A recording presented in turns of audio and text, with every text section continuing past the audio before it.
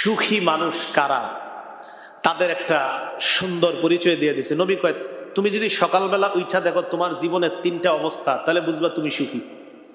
কয়টা? আগামীকাল সকালে উঠা যদি আপনারা এই 3 অবস্থা পান, তাহলে আপনারা আমার জন্য একটু দোয়া করেন, হুজুর যে আপনারা এই হাদিসটা জানাইছেন আমাদেরকে, আমি তো সুখী মানুষ। আগে দেখেন এই 3 অবস্থা আছে কিনা। আগামীকাল সকালে উঠা যদি দেখেন যে এই 3 অবস্থা আপনার আছে, আমার জন্য একটু দোয়া করে দিন যে আমি হাদিসটা জানাইছি। তিরমিজি শরীফের 2346 নম্বর হাদিস।